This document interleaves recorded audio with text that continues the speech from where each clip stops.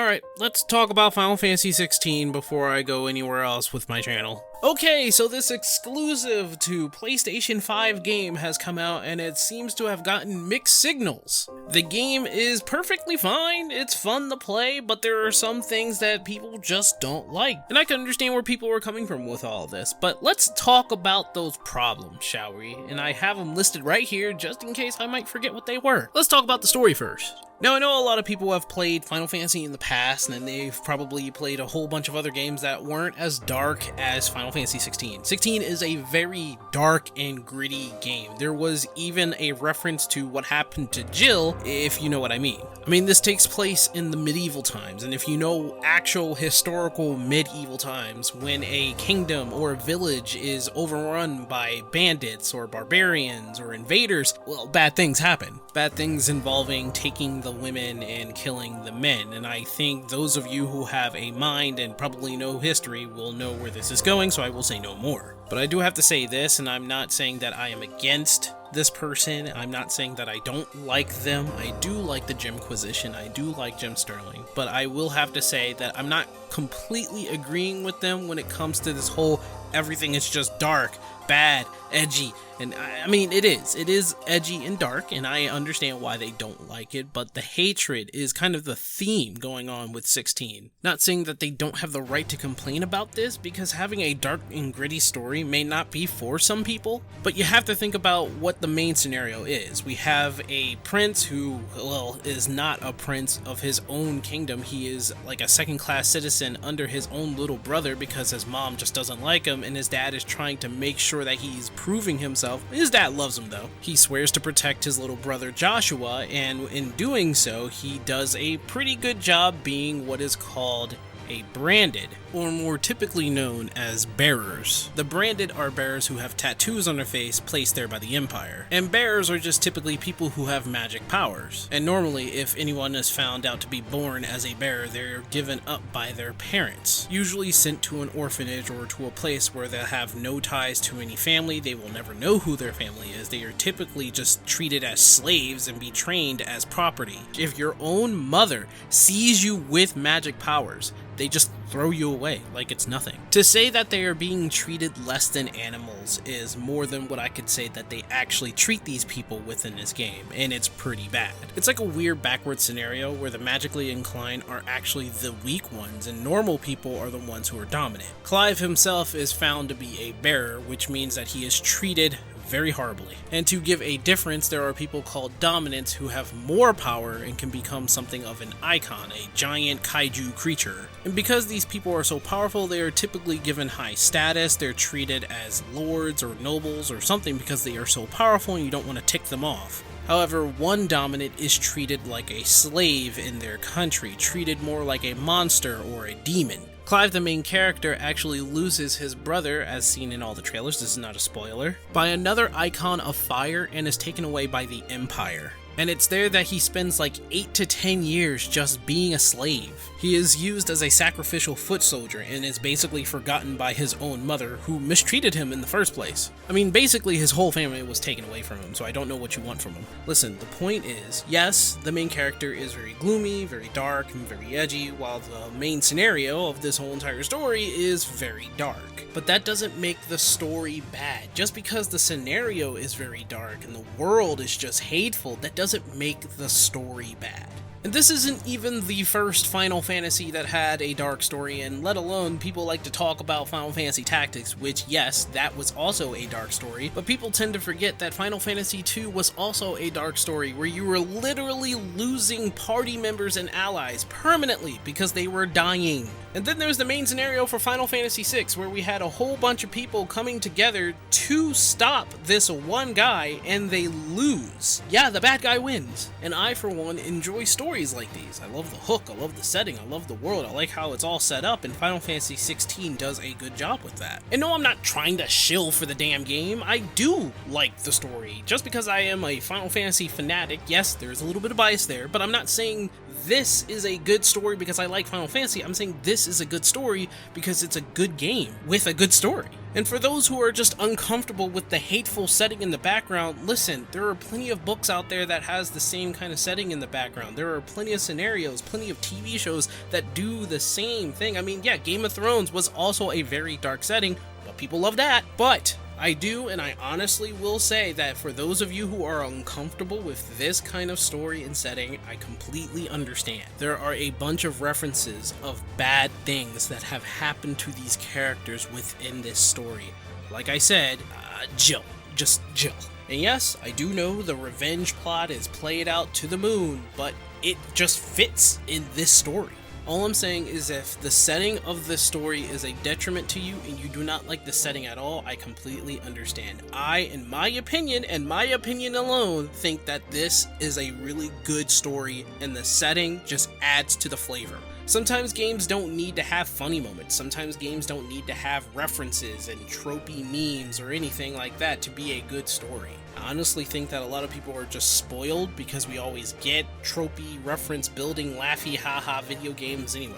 But like I said, I like the story and it's my opinion against the world. Let's talk about the gameplay. For those of you who are on the internet, you may know of a YouTuber by the name of SkillUp. But from what I've heard, there are some people who are upset with his review on Final Fantasy XVI. Specifically the part where he says that the game itself is straying away from the fan base. Specifically the Final Fantasy fan base. Now, in my opinion, and again, this is my opinion, I do not think they are straying away from the Final Fantasy fan base. I think that they're at a point right here with this game that they are not only satisfying the Final Fantasy fanbase, but bringing in new blood who would love to play Final Fantasy. Let's just face it, turn-based strategy is old and it's in the past. And you can tell from Final Fantasy XII that they were trying to make something new when it comes to their gameplay and their combat system. You have to remember that Final Fantasy XII was kind of moving in the direction of action combat. It was an ATB kind of thing. It was kind of turn-based, but it was kind of a middle point of turn-based and action combat. You weren't flipping all over the place, but you were commanding your characters to attack, to use magics, to do tactics. And it wasn't a turn-by-turn base, it was all in action in real time.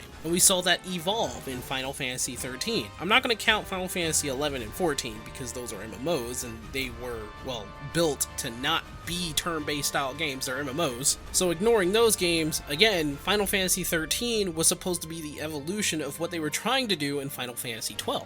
You can see that in the side games, the Crystal Chronicle games and the Explorer games. And yeah, I know they're not the mainline games, they are side games, yes, for sure, but you can see the evolution of combat here. And to be honest, I kind of miss Explorers. I really did like the whole Monster Hunter kind of thing. They should probably bring that back in some sort of future side game. But yeah, if we focus on 13, you can see what they were trying to do. It's not a turn-based game here, it's also an ATB, an action kind of style system. It all culminates to the third game, Lightning Returns. And yeah, I know I'm gonna get booed for this, but I honestly like Lightning Returns over the other two Final Fantasy XIII games. I don't know what it is. It kind of reminds me of Majora's Mask. Yeah, you can make fun of me for that, but it culminates, all of 13 culminates to what Lightning Return is, and that was pure base action combat. So when we make it to Final Fantasy XV, it all comes to this, where it's just pure action, and yeah, there is a setting where you can act like it's turn-based, but yeah,